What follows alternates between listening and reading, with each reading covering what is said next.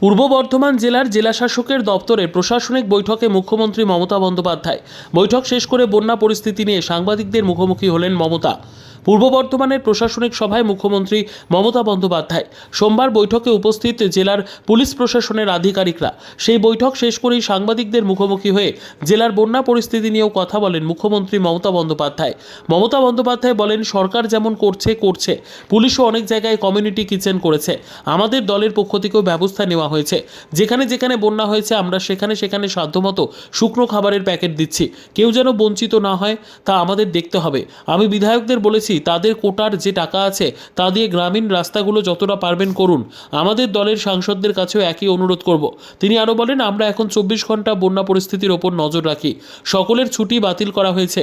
আমরা অনেকগুলো বন্যা সেন্টার তৈরি করেছি, কিন্তু তাতেও বাঁধ মানছে না, বাঁধ ভাঙছে। দরকার হলে স্কুলগুলোকে যাতে কাজে লাগাতে পারি তা দেখতে হবে।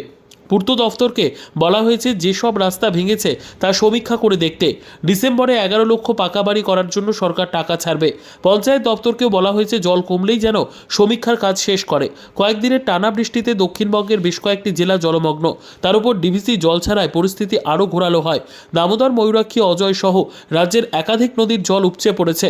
বহু রাস্তাঘাটের উপর দিয়ে বইছে নদীর জল। ভেঙেছে সেতু, বিপর্যস্ত জনজীবন। গত সপ্তাহে বন্যা পরিস্থিতি খতিয়ে দেখতে বিভিন্ন জায়গায় গিয়েছেন মমতা। কথা বলেছেন সাধারণ মানুষের সঙ্গে। এই পরিস্থিতির জন্য ডিভিসিকে দায়ী করেছেন তিনি। রাজ্যের বন্যা পরিস্থিতিকে ম্যানমেড বলে দাবি করেছেন মুখ্যমন্ত্রী। একই সঙ্গে প্রধানমন্ত্রী নরেন্দ্র মোদীকেও এ নিয়ে দুবার চিঠিও লিখেছেন মমতা। পরিস্থিতি সামাল দিতে জেলা প্রশাসনকে সব রকম বন্দোবস্ত করার নির্দেশ দিয়েছেন তিনি। বন্যা পরিস্থিতি নিয়ে বর্ধমান জেলায় আমার সাথে চিফ সেক্রেটারি এবং অন্যান্য important department related to flood affected area সবাই ছিলেন।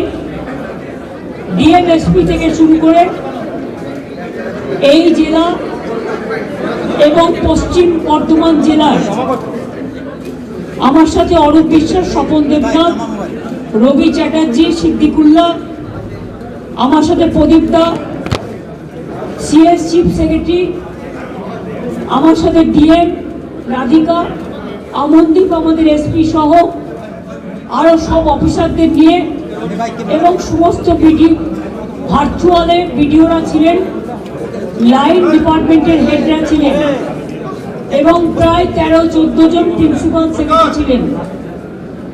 অল এমএলএ প্রেজেন্ট ছিলেন, জেলা পরিষদ ছিলেন, পঞ্চায়েত সমিতি ছিল, মিউনিসিপ্যালিটির চেয়ারম্যানরা ছিলেন, এমপিরা ছিলেন, কীর্তি আজাদ এবং শর্মিলা। আমি আপনাদের যেটা বলবো, আমরা ডিটেলস আলোচনা করেছি। বন্যা কবলিত পরিস্থিতিতে আরো প্রোঅ্যাক্টিভ হয়ে অফিসারদের কাজ করার জন্য এবং আমাদের যারা আছেন সকলকেই নিচু স্তরে কাজ করার জন্য বলা হয়েছে। পূর্ব বর্ধমান থেকে পাপাই সরকারের report, PB news. Dream life hospital, ঠিকানা বর্ধমান রাজ কলেজ মোড়। যে কোনো রকমের চিকিৎসার বিশ্বস্ত প্রতিষ্ঠান ড্রিম লাইফ হসপিটাল খুবই কম খরচে বিশ্বমানের চিকিৎসা প্রদান করে থাকে।